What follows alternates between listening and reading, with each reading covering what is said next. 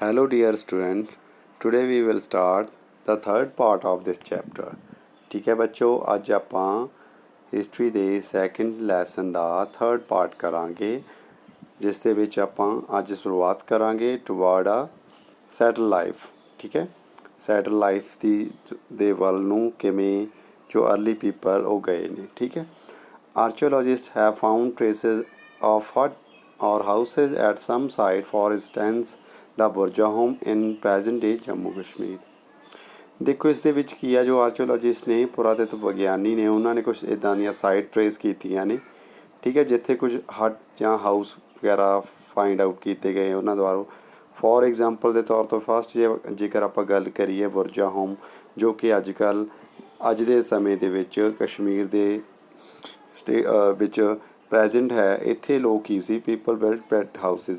ਇੱਥੇ ਲੋਕ ਛੋਟੇ ਛੋਟੇ ਹਾਊਸ ਬਣਾਉਂਦੇ ਸੀ, ਘਰ ਬਣਾਉਂਦੇ ਸੀ ਰਹਿਣ ਦੇ ਲਈ। ਕਿਵੇਂ ਰਹਿੰਦੇ ਸੀ, ਵਿਚ ਵਾ ਡਾਈਟ ਇਨਟੂ ਦਾ ਗਰਾਊਂਡ ਦੇ ਵਿੱਚ ਉਹ ਇੱਕ ਟੋਆ ਪੁੱਟ ਕੇ ਉਸ ਦੇ ਵਿੱਚ ਰਹਿੰਦੇ ਸੀ। With step leading into them these many have provided shelter in cold weather. ਉਹ ਕਿਉਂ ਜ਼ਮੀਨ ਦੇ ਵਿੱਚ ਟੋਆ ਪੁੱਟ ਕੇ ਬਣਾਉਂਦੇ ਸੀ ਘਰ, ਛੋਟੇ ਛੋਟੇ ਹਾਊਸਿਸ, ਕਿਉਂਕਿ ਉਹ ਠੰਡੇ ਮੌਸਮ ਤੋਂ ਬਚ ਸਕਣ। Archaeologist have also find cooking hearth both inside and outside in the hut। ਜੋ ਉਹਨਾਂ ਦੇ ਘਰ ਦੇ ਵਿੱਚ ਕੁਕਿੰਗ ਹਰਥ ਸੀ, ਮਤਲਬ ਖਾਣਾ ਬਣਾਉਣ ਦੇ ਲਈ ਅੰਗੀਠੀਆਂ ਜੋ ਕੋਈ ਮਿਲੀਆਂ ਨੇ ਆਰਚੀਓਲੋਜਿਸਟ ਨੂੰ, ਉਹ ਘਰ ਦੇ ਅੰਦਰ ਵੀ ਸੀ, ਇਨਸਾਈਡ ਐਂਡ ਆਊਟਸਾਈਡ ਬਾਹਰ ਵੀ ਸੀ। ਠੀਕ ਹੈ, ਇਸ ਦਾ ਮਤਲਬ ਕੀ ਆ, which suggest that depending on the weather people could cook food either indoor and outdoor. ਠੀਕ ਹੈ, ਇਹ ਦੱਸਦੀਆਂ ਨੇ ਸਾਨੂੰ ਵੀ ਜਦੋਂ ਮੌਸਮ 'ਤੇ ਡਿਪੈਂਡ ਕਰਦਾ ਸੀ।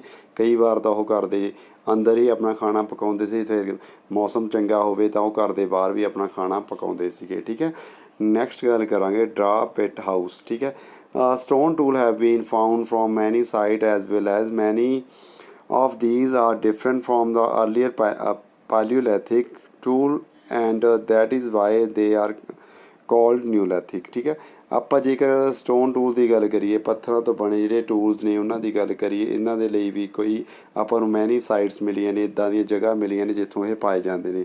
ਠੀਕ ਹੈ, ਪਰ many of these are different from the earlier. ਜੇਕਰ ਇਹਨਾਂ ਵਿੱਚੋਂ ਜਿਹੜੀ ਸਾਈਡ ਦੇ ਉੱਪਰ ਵਿੱਚ ਇੱਦਾਂ ਦੇ ਸਟੋਨ ਟੂਲ ਮਿਲੇ ਨੇ ਜਿਹੜੇ ਕਿ ਪਾਲੀਓਲੈਥਿਕ ਸਮੇਂ ਦੇ ਟੂਲਸ ਦੇ ਨਾਲੋਂ ਕਾਫੀ ਡਿਫਰੈਂਟ ਨੇ, ਤਾਂ ਕਰਕੇ ਇਹਨਾਂ ਨੂੰ ਨਿਊਲੈਥਿਕ ਟੂਲਸ ਜਾਂ ਨਿਊਲੈਥਿਕ ਪੀਰੀਅਡ ਦੀ ਗੱਲ ਕਹਾਂਗੇ ਆਪਾਂ ਵੀ, ਆ ਨਿਊਲੈਥਿਕ ਪੀਰੀਅਡ ਦੇ ਵਿੱਚ ਹੀ ਬਣੇ ਹੋਣਗੇ।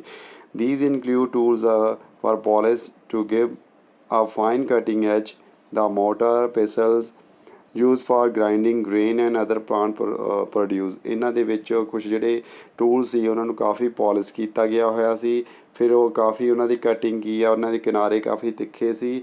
ਇਹਨਾਂ ਵਿੱਚ ਮੋਟਰ ਹੋ ਗਏ, ਪੈਸਲ ਹੋ ਗਏ, ਜਿਨ੍ਹਾਂ ਦੇ ਨਾਲ ਗ੍ਰੇਨ ਨੂੰ, ਅਨਾਜ ਨੂੰ ਗ੍ਰਾਈਂਡਿੰਗ ਕਰਦੇ ਸੀਗੇ। ਠੀਕ ਹੈ, ਇਸ ਤੋਂ ਇਲਾਵਾ ਹੋਰ ਵੀ ਉਹ ਚੀਜ਼ਾਂ ਨੂੰ, ਪਲਾਂਟ ਨੂੰ ਪ੍ਰੋਡਿਊਸ ਕਰਦੇ ਸੀ। Mortar and pestles are use for grinding grain even today. ਅੱਜ ਕੱਲ੍ਹ ਵੀ ਇਹ ਚੀਜ਼ਾਂ ਨੂੰ, ਮੋਟਰ ਜਿਹੜੀ ਓਖਲੀ ਵਗੈਰਾ ਹੁੰਦੀ ਆ, ਇਹ ਦੋਨਾਂ ਚੀਜ਼ਾਂ ਨੂੰ ਆਪਾਂ ਅੱਜ ਵੀ ਯੂਜ਼ ਕਰਦੇ ਹਾਂ ਕਿਸੇ ਅਨਾਜ ਨੂੰ, ਜਾਂ ਫਿਰ ਜਿਹੜੇ ਆਪਣੇ ਸਪਾਈਸਿਸ ਹੁੰਦੇ ਆ ਉਹਨਾਂ ਨੂੰ ਗ੍ਰਾਈਂਡ ਕਰਨ ਦੇ ਲਈ। Several thousand year later at the same time tool of Paleolithic type continued to made and used, and remember some of tools were also made of bone। ਅੱਜ ਕੱਲ੍ਹ ਵੀ ਜਿਹੜੇ ਪਾਲੀਓਲੈਥਿਕ ਦੇ ਟਾਈਪਸ ਦੇ ਸਟੋਨ ਟੂਲਸ ਮਿਲਦੇ ਨੇ, ਉਹ ਕੰਟੀਨਿਊਜ਼ ਜਿਹੜੇ ਬਣਦੇ ਆ ਰਹੇ ਨੇ ਅਤੇ ਆਪਾਂ ਵਰਤ ਵੀ ਰਹੇ ਹਾਂ। ਠੀਕ ਹੈ, ਇਹਨਾਂ ਦੇ ਵਿੱਚ ਕੁਝ ਹੱਡੀਆਂ ਦੇ ਬਣੇ ਹੋਏ ਕੁਝ ਟੂਲ ਪਾਏ ਜਾਂਦੇ ਨੇ ਉਹਨਾਂ ਦੇ ਵਿੱਚ। ਠੀਕ ਹੈ, ਇਹ ਪਿਕਚਰ ਦੇ ਵਿੱਚ ਇੱਦਾਂ ਦੇ ਨਿਊ ਸਟੋਨ ਟੂਲ ਸੀ ਉਹਨਾਂ ਦੇ। Many kind of earthen pots have also been found. These were sometime decorated and were used to storing things. People began using pots for cooking food, specially grain like rice, wheat, lentils that now become important part of the diet। ਇਹਨਾਂ ਦੇ ਵਿੱਚ ਕੁਛ ਉਹ ਇੱਕ ਭਾਂਡੇ ਜਿਹੜੇ ਹੈਗੇ ਮਿੱਟੀ ਦੇ ਬਰਤਨ, ਜੋ ਪੱਕੇ ਮਿੱਟੀ ਦੇ ਬਰਤਨ ਜਦੋਂ ਪਕਾ ਲੈਂਦੇ ਸੀ ਉਹਨਾਂ ਨੂੰ ਅੱਗ ਦੇ ਵਿੱਚ, ਇੱਦਾਂ ਦੇ ਉਹ ਬਰਤਨ ਯੂਜ਼ ਕਰਦੇ ਸੀ।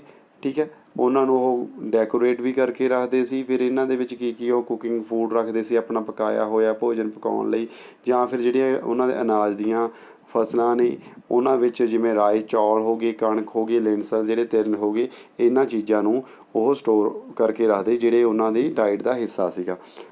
beside they began weaving cloth using different kind of material, for example cotton that could now be grown। ਇਸ ਤੋਂ ਬਾਅਦ ਉਹਨਾਂ ਨੇ ਕੱਪੜਾ ਬੁਣਨਾ ਵੀ ਸ਼ੁਰੂਆਤ ਕੀਤੀ, ਖਾਸ ਕਰਕੇ ਉਹ ਜਿਹੜਾ ਮਟੀਰੀਅਲ ਹੁੰਦਾ ਸੀ ਡਿਫਰੈਂਟ ਕਾਈਂਡ ਦਾ ਹੁੰਦਾ ਸੀ। ਬਾਅਦ ਦੇ ਵਿੱਚ ਐਗਜ਼ਾਮਪਲ ਦੇ ਤੌਰ 'ਤੇ ਕਹਿ ਦਈਏ ਵੀ ਉਹਨਾਂ ਨੇ ਕਾਟਨ ਨੂੰ, ਕਪਾਹ ਨੂੰ ਵੀ ਉਗਾਉਣਾ ਸ਼ੁਰੂ ਕਰ ਦਿੱਤਾ ਸੀ ਹੁਣ ਦੇ ਸਮੇਂ ਦੇ ਵਿੱਚ ਆ ਕੇ। Did things change everywhere and all at once, ਜਿਹੜੀਆਂ ਚੀਜ਼ਾਂ ਚੇਂਜ ਹੁੰਦੀਆਂ ਨੇ, ਠੀਕ ਹੈ, ਐਵਰੀਵੇਅਰ ਹਰ ਜਗ੍ਹਾ 'ਤੇ ਚੇਂਜ ਹੁੰਦੀਆਂ ਹੈ ਕਿ ਉਹ ਇੱਕ ਸਮੇਂ ਹੀ ਉਹਨਾਂ ਵਿੱਚ ਚੇਂਜਸ ਆ ਜਾਂਦੇ ਨੇ।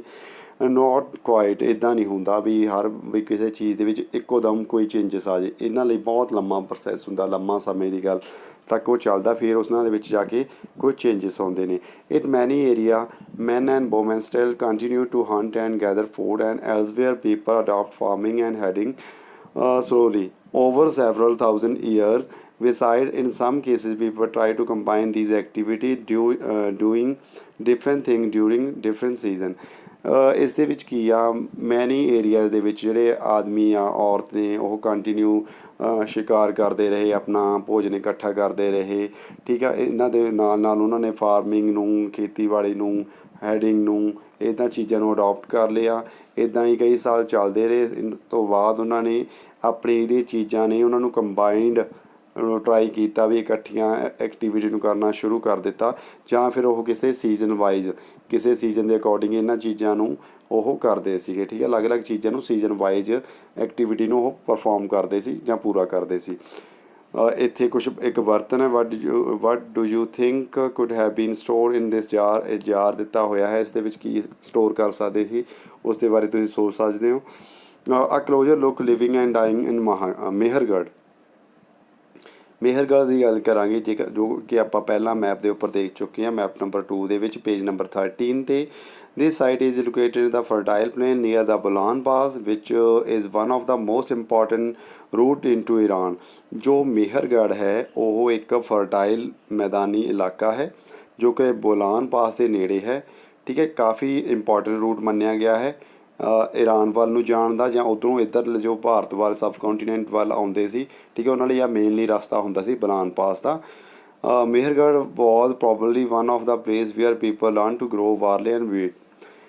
ਮੇਹਰਗੜ੍ਹ ਇੱਕ ਇੱਦਾਂ ਦਾ ਇਲਾਕਾ ਹੈ, ਇੱਕ ਇੱਦਾਂ ਦੀ ਜਗ੍ਹਾ ਹੈ ਜਿੱਥੋਂ ਦੇ ਲੋਕਾਂ ਨੇ ਸਿੱਖਿਆ ਕਿ ਕਿਵੇਂ ਬਾਜਰੇ ਦੀ ਖੇਤੀ ਕਰਨੀ ਹੈ, ਜਾਂ ਫਿਰ ਵੀਟ ਮਤਲਬ ਕਣਕ ਨੂੰ ਉਗਾਇਆ ਜਾਵੇਗਾ। ਅਤੇ ਉਹਨਾਂ ਨੇ ਸਭ ਤੋਂ ਪਹਿਲਾਂ ਸ਼ੀਪ ਗੌਡਸ ਨੂੰ ਇੱਥੇ ਪਹਿਲੀ ਵਾਰ ਰੇਅਰ ਮਤਲਬ ਚਰਾਉਣਾ ਸ਼ੁਰੂ ਕੀਤਾ ਸੀਗਾ, ਠੀਕ ਹੈ। It is one of the earliest village that we know about. ਇਹ ਮੰਨ ਲਓ ਆਪਣਾ ਪਹਿਲਾਂ ਦੇ ਜਿਹੜੇ ਪਿੰਡ ਆ ਉਹਨਾਂ ਦੇ ਵਿੱਚੋਂ ਲਾ ਸਕਦੇ ਵੀ ਮੇਹਰਗੜ੍ਹ ਇੱਦਾਂ ਦਾ ਪਹਿਲਾਂ ਦਾ ਅਰਲੀਸਟ ਵਿਲੇਜ ਸੀਗਾ ਜਿਹਦੇ ਬਾਰੇ ਅਸੀਂ ਜਾਣਦੇ ਹਾਂ। ਐਟ ਦਿਸ ਸਾਈਟ ਮੈਨੀ ਐਨੀਮਲ ਬੋਨਸ ਆਰ ਫਾਊਂਡ। ਇੱਥੇ ਜਿਹੜੀ ਸਾਈਟ ਆ, ਇੱਥੋਂ ਜੋ ਇੱਥੇ ਕਾਫੀ ਜਿਹੜੇ ਜਾਨਵਰਾਂ ਦੀਆਂ ਬੋਨਸ ਮਤਲਬ ਹੱਡੀਆਂ ਮਿਲੀਆਂ ਨੇ। Bones of wild animal such as the deer and pig and also bones of sheep and goat were found. ਇੱਥੇ ਜੰਗਲੀ ਜਾਨਵਰਾਂ ਦੇ ਵੀ ਹੱਡੀਆਂ ਮਿਲੀਆਂ ਨੇ, ਜਿਨ੍ਹਾਂ ਵਿੱਚ ਡੀਅਰ, ਹਿਰਨ ਅਤੇ ਇੱਕ ਸੂਰ ਹੈ, ਉਸ ਦੀਆਂ ਹੱਡੀਆਂ ਵੀ ਮਿਲੀਆਂ ਨੇ। ਇਸ ਤੋਂ ਇਲਾਵਾ ਸ਼ੀਪ ਅਤੇ ਗੋਟ ਦੀਆਂ ਵੀ ਇੱਥੇ ਹੱਡੀਆਂ ਮਿਲੀਆਂ ਨੇ।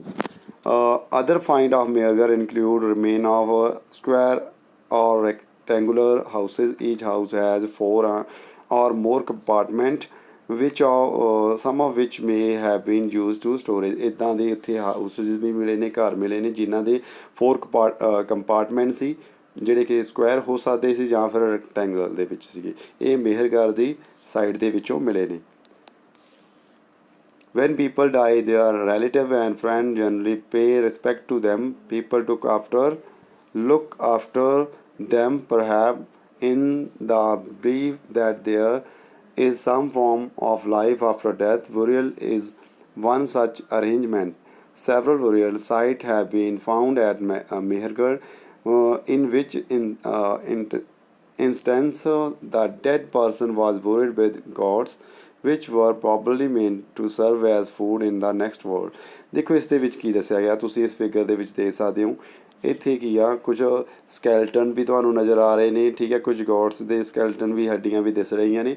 ਇਹਦੇ ਵਿੱਚ ਕੀ ਸੀ, ਇਸ ਦੇ ਵਿੱਚ ਜਦੋਂ ਵੀ ਕੋਈ ਪਰਸਨ ਦੀ ਡੈਥ ਹੁੰਦੀ ਸੀ ਤਾਂ ਉਹ ਪਰਸਨ ਦੇ ਨਾਲ ਜਿਹੜੇ ਗੋਡਸ ਦੇ ਵਗੈਰਾ ਉਹ ਵੀ ਨਾਲ ਦਫਨਾ ਦਿੱਤੀਆਂ ਜਾਂਦੀਆਂ ਸੀ। ਤਾਂ ਉਹਨਾਂ ਲੋਕਾਂ ਦਾ ਮੰਨਣਾ ਸੀਗਾ ਵੀ ਜੋ ਨੈਕਸਟ ਵਰਡ ਦਾ ਮਤਲਬ ਕੀ ਹੈ ਇੱਥੇ, ਜਦੋਂ ਅਗਲੀ ਦੁਨੀਆ ਦੇ ਵਿੱਚ ਜਾਵੇਗਾ ਜੋ ਪਰਸਨ ਆਹ ਮਰ ਗਿਆ ਹੈ ਹੁਣ, ਠੀਕ ਹੈ, ਫਿਰ ਉਹਨੂੰ ਕੋਈ ਭੋਜਨ ਦੀ ਕਮੀ ਨਹੀਂ ਰਹੇਗੀ ਕਿਉਂਕਿ ਉਹ ਆਪਣਾ ਭੋਜਨ ਆਪਣੇ ਨਾਲ ਹੀ ਲਿਜਾ ਰਿਹਾ ਹੈ, ਠੀਕ ਹੈ। ਇਸ ਤਰ੍ਹਾਂ ਉਹ ਇਨਸਾਨ ਦੇ ਨਾਲ ਗੌਡਸ ਵਗੈਰਾ ਨੂੰ ਵੀ ਦਫਨਾ ਦਿੰਦੇ ਹੁੰਦੇ ਸੀ, ਠੀਕ ਹੈ। ਇਹਦੇ ਵਿੱਚ ਇੱਦਾਂ ਹੀ ਆਪਾਂ ਨੂੰ ਦੱਸਿਆ ਗਿਆ ਹੈ। ਫਿਰ ਐਲਸਵੇਅਰ ਦੀ ਗੱਲ ਕਰਦੇ ਆਪਾਂ।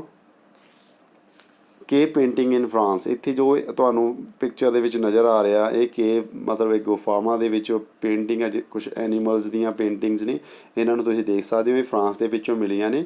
ਫਾਈਂਡ ਫਰਾਂਸ ਇਨ ਯੋਰ ਐਟਲਸ, ਤੁਸੀਂ ਆਪਣੇ ਐਟਲਸ 'ਤੇ ਫਰਾਂਸ ਨੂੰ ਫਾਈਂਡ ਆਊਟ ਕਰੋ। ਫਿਰ ਉੱਥੇ ਕੀ ਹੈ, ਦਾ painting ਬਲੋਸ from a cave in France.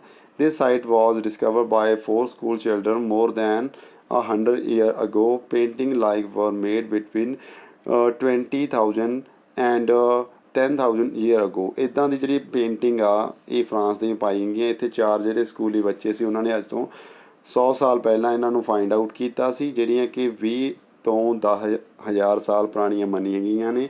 ਇਸ ਪੇਂਟਿੰਗ ਦੇ ਵਿੱਚ ਕੁਝ ਵਾਈਲਡ ਹਾਰਸਿਸ ਨੇ, ਠੀਕ ਆ, ਕੈਟਲਸ ਨੇ, ਵਿਸਨ ਨੇ, ਰਾਈਨੋਸੋਰਸ ਨੇ, ਰੈਂਡੀਅਰਸ ਨੇ, ਵੀਅਰ ਨੇ, ਇੱਦਾਂ ਦੀਆਂ ਪੇਂਟਿੰਗ ਮਿਲੀਆਂ ਹੋਈਆਂ ਜਿਨ੍ਹਾਂ ਦੇ ਵਿੱਚ ਕਲਰ ਕੀਤਾ ਹੋਇਆ ਹੈ। ਅਤੇ ਇਹ ਕਲਰ ਕਿਵੇਂ ਕੀਤਾ ਗਿਆ ਹੈ, ਇਹਨਾਂ ਦੇ ਕਲਰ ਦੇ ਵਿੱਚ ਆਇਰਨ ਓਰ ਆ, ਠੀਕ ਹੈ, ਚਾਰਕੋਲ ਦੇ ਨਾਲ।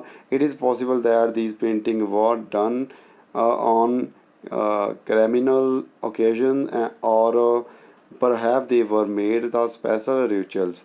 ਇਹਨਾਂ ਦੇ ਵਿੱਚ ਕੁਝ ਜਿਹੜੇ ਆਹ ਡਰਾਇੰਗ ਕੀਤੀ ਜਾਂਦੀ ਸੀ, ਉਹ ਕਹਿੰਦੇ ਕੁਛ ਓਕੇਜ਼ਨ ਜਦੋਂ ਕਿਸੇ ਦਾ ਆਪਾਂ ਸੰਸਕਾਰ ਵਗੈਰਾ ਕਰਦੇ ਹਾਂ, ਦਫਨਾਉਂਦੇ ਹਾਂ, ਉਸ ਸਮੇਂ ਜਿਹੜਾ ਕੁਛ ਆਪਾਂ ਰਿਚੁਅਲ ਨੇ, ਆਪਣੇ ਰਿਵਾਜ ਨੇ, ਉਹ ਪਰਫੋਰਮ ਕਰਦੇ ਹਾਂ, ਉਹਨਾਂ ਸਮਿਆਂ ਦੇ ਵਿੱਚ ਕਹਿੰਦੇ ਇਹਨਾਂ ਨੂੰ ਡਰॉ ਕੀਤਾ ਜਾ ਸਕਦਾ ਸੀਗਾ। ਇਸ ਤਰ੍ਹਾਂ ਹੀ ਆਪਣਾ ਇਹ ਚੈਪਟਰ ਖ਼ਤਮ ਹੁੰਦਾ ਹੈ। ਨੈਕਸਟ ਟਾਈਮ ਆਪਾਂ ਇਸ ਤੋਂ ਵਧੀਆ ਕਰਨ ਦੀ ਕੋਸ਼ਿਸ਼ ਕਰਾਂਗੇ। Have a nice day, good bye.